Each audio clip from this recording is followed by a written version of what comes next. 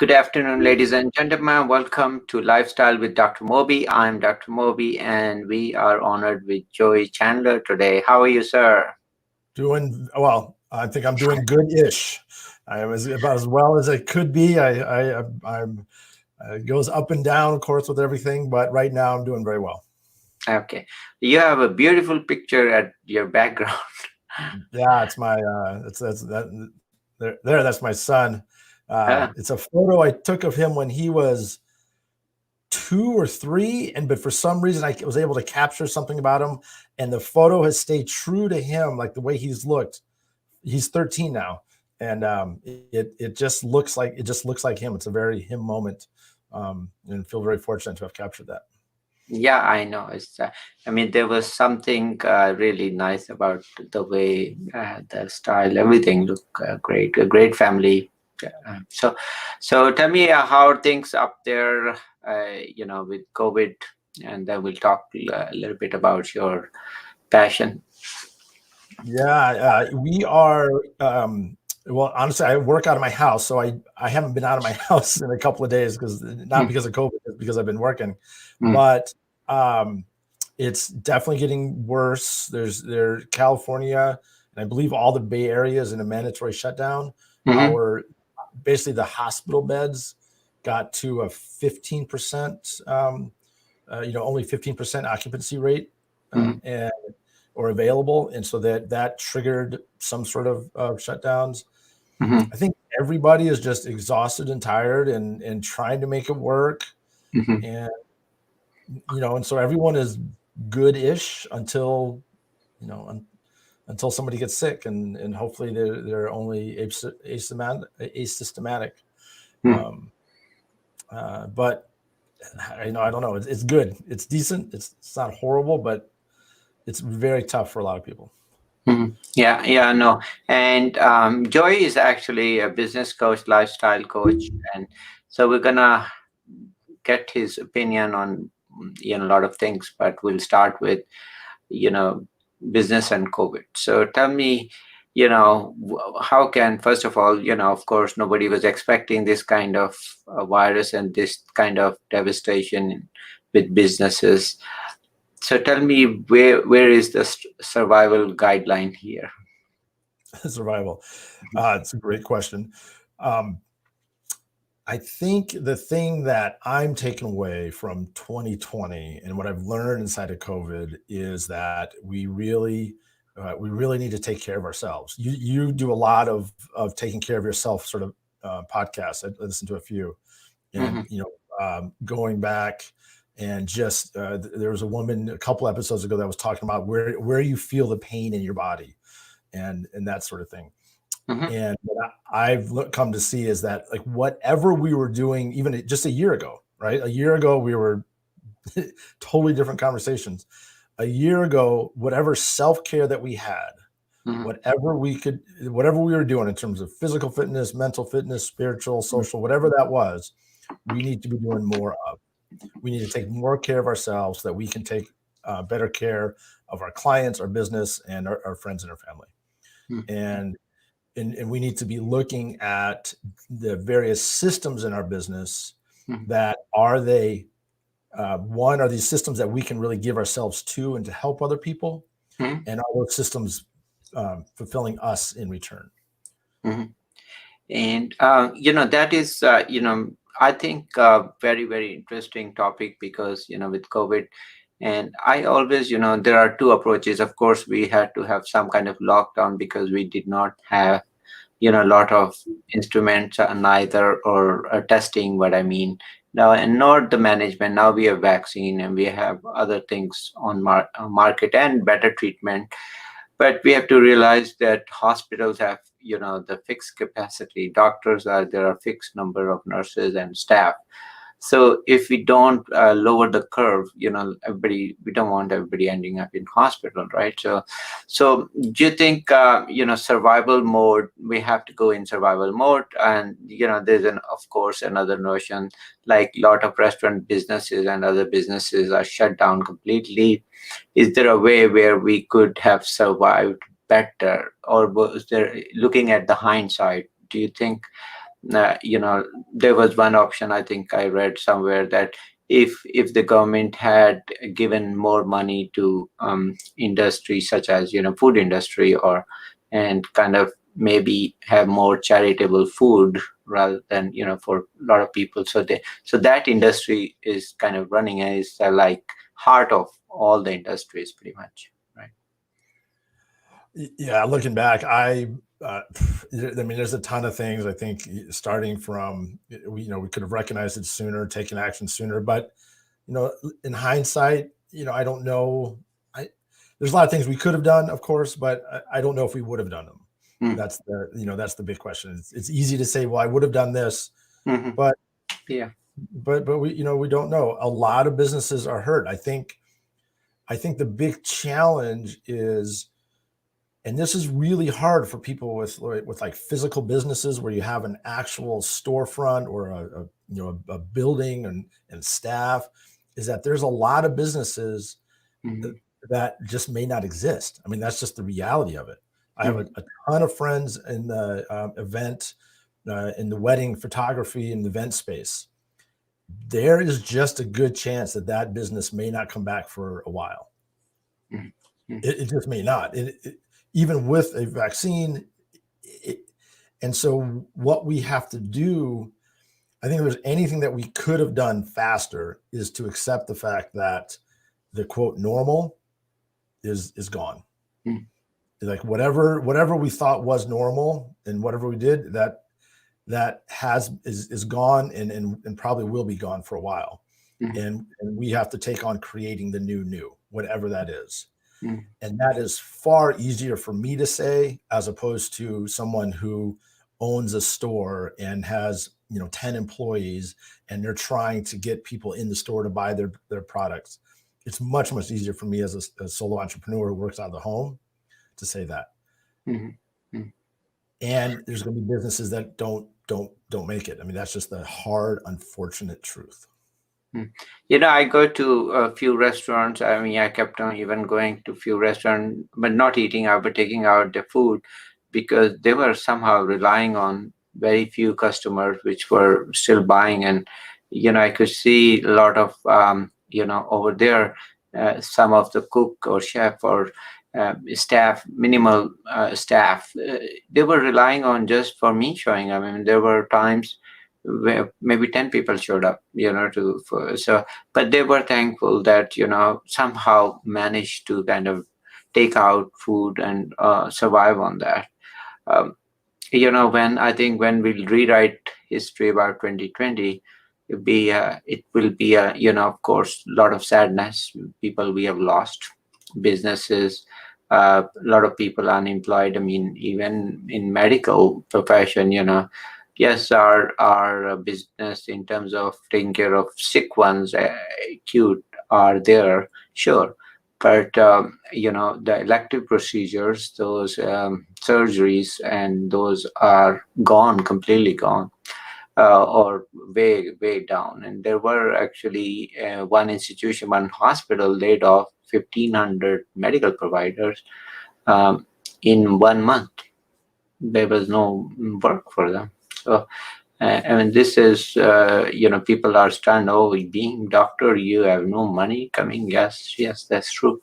Those are, but it's like always, mankind, history has always been like, the survival mode. We had all kind of problems over the years.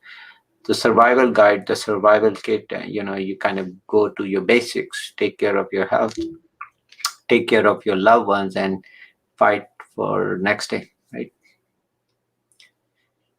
So where do you see, in terms of the business coach? I know you do a lot of coaching for business, so tell me a little bit about that, what you do. Yeah, what I've started to do, and this has come out of COVID. Honestly, I never really appreciated this as Hmm. much as I do now. Is helping people really identify the niche that they serve. Hmm. I think there's so much stress, there's so much pressure, not just on you as individuals, as the business owner, but your staff as well as your clients. Hmm. There's so much extra weight Mm, that if you aren't really clear in your communication with your staff, if they can't tell that you're actually passionate about what you're doing, if you mm, have some energy, then it's just not going to be there. It's just going to be harder to maintain. And so people that can really narrow down their niche and really serve just the people that they are there to serve. mm, Because for most, like, especially like solo entrepreneurs, coaches, consultants, mhm, real estate people, CPAs, financial planners, that whole realm, mm, 50 to 100 clients changes their life. mm, It helps them go from wherever they're at to the next level of business. So they don't need to have, you don't need to serve the whole world. You mm, can focus on a very precise community of people, really get into that community, have that community be something that you love being a part of, so that mm, you can get yourself fully to that community, help those people out, and find your 50 to 100 people that you can serve really well. And that's going to help you reduce your stress because mhm, you're going to know that community better. You can be more fully yourself. You don't mhm, have to pretend or fake it or, try to be all things to all people. You mm, can say no more often. You can say, hey, I really, I love you. I think you're great, but you're just not. I mhm, serve these types of people better. mm, And you can say no and you can refer work out to people. mhm, There's just so many benefits of really getting clear on who you are and getting clear on who you serve. And the reason I said get clear on who you are is what I've come to see is that niching and really refining your market is as much a mental game as it is a business game. mhm, And the reason I say that is that how I got into all this is I would do purpose work. I would help people identify who they are and what they're about. mhm, And there's this very common experience when someone identifies their purpose and they're about love or joy or happiness or whatever there is, they get this level of excitement and like, wow, this is great and energy and all that kind of stuff. And then they go out and, almost immediately the negative thoughts, the doubts and the worries, and I'm not good enough and all those sorts of things come into play. And mhm, what we have to do is go back in and put systems in place and help people build up their ability to mm, be more of who they really are. mhm, Because the fact is that we all have far more experience being who we think we should be rather than who we actually are. mhm, And the same thing goes with niching. When someone says, I am the financial planner for chiropractors, amazing niche, huge, beyond more than any one person can actually serve. If someone says that, they immediately start thinking of all the people they're not going to serve. They're not going to serve tax accountants and they're not going to serve plumbers. They're not going to, and so people are like, oh, and what there is to do is to mhm, put in some systems in place that allows them to focus. Because what happens when you niche is that there's this very common experience of you think like, oh, I'm losing, I'm losing, I'm losing. But as you dive deeper into it, and at some point you pop, it opens up and you realize there's more business in a very refined niche than you can probably serve in a lifetime. mm. So what you're saying is that if they do that, then kind of help, but don't limit yourself. Like you gave example. So they can, although they can, being financial advisor, they can help other businesses, but they are limiting to just chiropractor or something. Yeah. Then, uh, but in this kind of environment right now, we have to kind of lower those boundaries, right? No, I would actually encourage you to go the other way. I would Other, encourage you to do more niching because here's oh, why. Here's why. Let's just say I'm a financial planner. We'll just uh-huh. take that as an example, Mm, and I'm waking up and I realize I need to find some more clients. okay. Uh, You know Mm, I don't have a clear. I can serve anyone. I don't have a clear sense. Where am I going to go to find people? Well, maybe I go to Facebook and maybe I go to LinkedIn and maybe I search around and mm, maybe I find some people talking about finances. There's a lot of maybes. I could go to a lot of places. maybe. But now let's say you're a financial planner for chiropractors. Mm, You wake up and you say, you know what? I need some more clients. I want my clients to come from chiropractors. You go to LinkedIn and you type in chiropractors Los Angeles and you find more chiropractors than you can serve in a lifetime. oh, And okay. then you can reach out to them. Now you want to be able to reach out to them in a way that doesn't come across as cheesy and salesy. You want to have offer some value so that the connection is a genuine and authentic conversation. Mhm. But that act of being able to wake up and know where you can find your people, massive reduce of stress, massive improvements in efficiency in terms of your time, Mhm. your all that stress. And you talk a lot about lifestyle stuff and the stress and the worry and all that kind of stuff. Niching is a form of self-care. Mhm. I got you. Because the more you know about your Mhm. audience and your niche and the people that you serve, the more you know about them, you're going to know where they're going to be. You're going to be able to help them faster. You're going to be able to go deeper into it, find nuances without stressing yourself out. Mhm. So what you're saying is actually turn that energy or that stress into something positive, maybe expanding your other avenues of business, or even in the same. You are actually improving your own stream, pretty much, right? Yeah. and Yeah. and like you said, that is cause of stress because you're not seeing as much money, neither client. So but if you maybe do more social marketing and maybe look at avenues which you never looked before COVID, right? Yes. As long as you're going after a particular niche. If Yeah. you're just going after different avenues, I've done that, and that's going to drive you crazy. That's what's going to Oh, happen. You're going to look out at other people, and you're going to compare yourself to them, and everyone seems to be doing. I mean, I don't know about you, but before I started taking a particular approach, I would get on LinkedIn or I'd get on Facebook, and it seemed like everybody was doing it better than me. Their content was more interesting, more funny, more whatever than me. I would be like, blankety blank, I suck, I'm horrible, like this isn't working. I would end up feeling bummed about myself after trying to market online. But ah, when you get clear on your niche and you get clear on who you are, and you start to build up a community of people that are your people. My niche are business owners that ski and snowboard. I mhm, love to ski and snowboard. I want to do that more. I picked that niche. mhm, I did this like 6 weeks ago. Like, it wasn't very long ago that I started doing this. In the mhm, past is 5 weeks today, mhm, I made contacts with about 400 business owners who ski and snowboard. About mhm. 100 of them have signed up to be a part of a networking group that I run for business owners that ski and snowboard.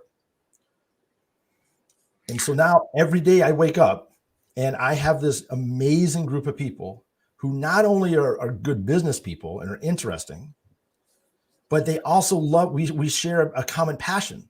I can make jokes about skiing that are goofy and lame everywhere else, but they are perfect for this group. And that's just one niche. You can Mhm. actually do this for any niche. And Mhm.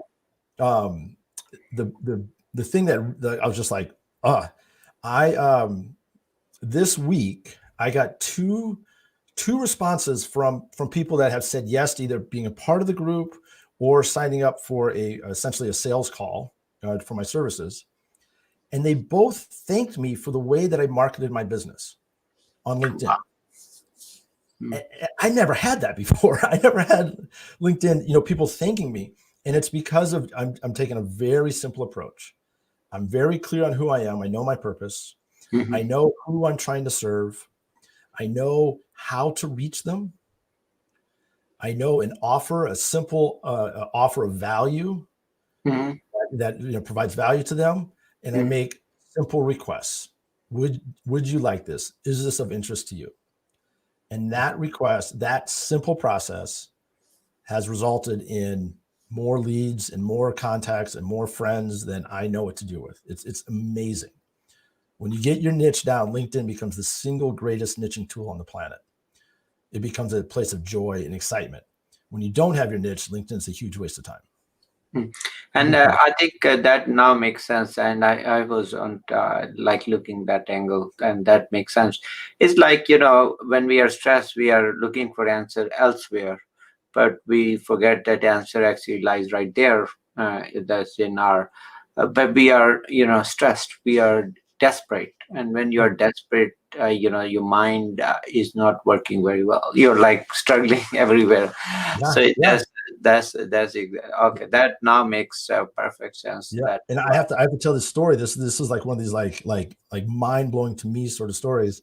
On Saturday, I came home, and without going into detail, I'm going through a bunch of personal changes in my life and through some stress in my own life. And I came home feeling really sad, really bummed. Like it just was in a bad, one of those. It was raining, and the leaves were falling off. It was just in a bad place. And I'm sitting in my car. It's raining, and I know to call somebody. I mean, I know enough that I need to reach out to somebody, but mm, I just didn't want to. I just didn't want to. And so I sat there and I said, okay, what can I, and I pulled up LinkedIn on my phone.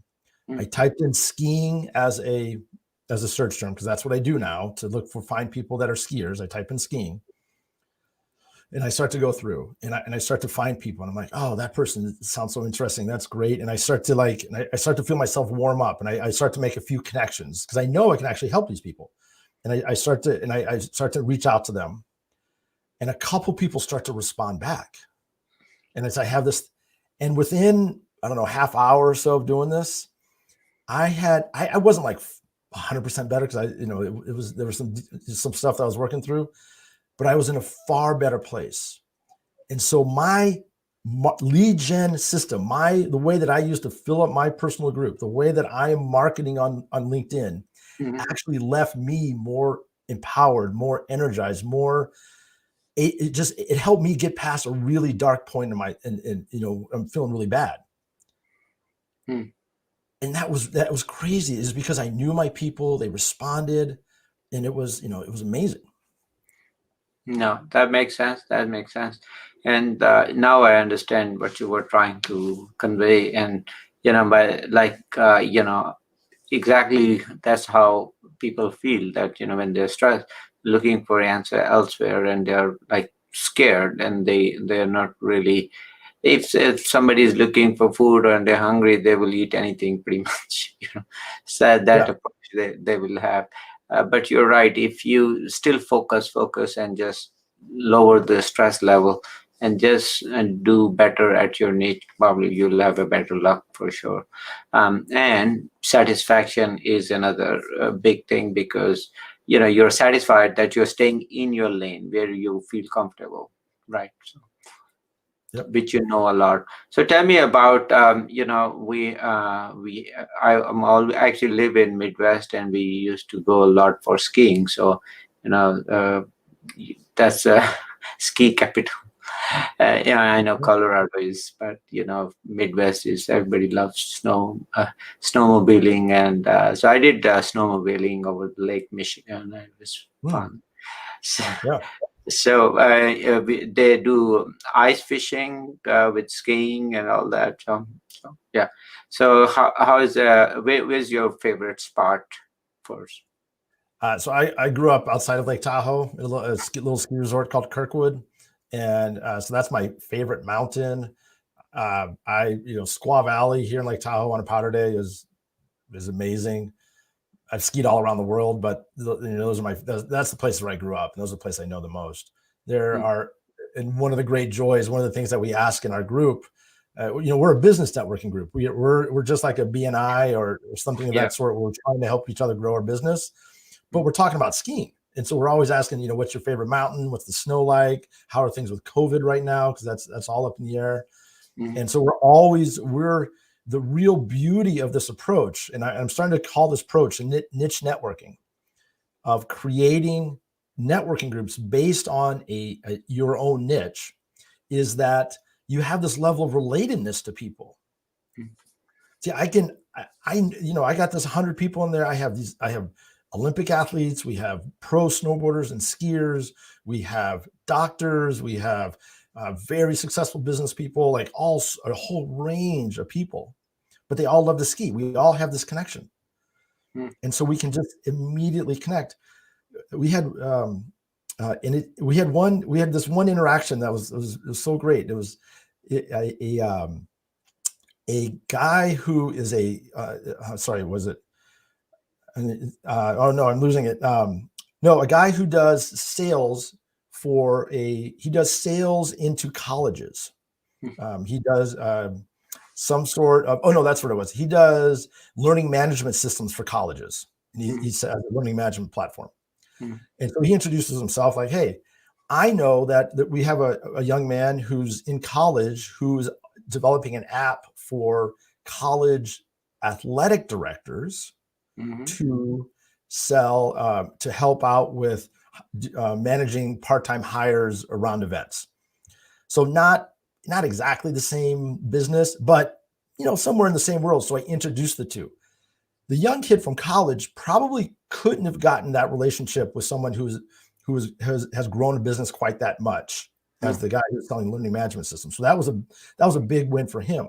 But it turns out that the kid from college is actually on the world snowboard freeride tour and is a ridiculous snowboarder. So the more seasoned programmer, the more seasoned business guy, he never could have hung out with the pro snowboarder. So it was this really fun, back and forth connection that occurred because our group is based on a shared passion and then a commitment to help each other out. That makes sense. That makes sense.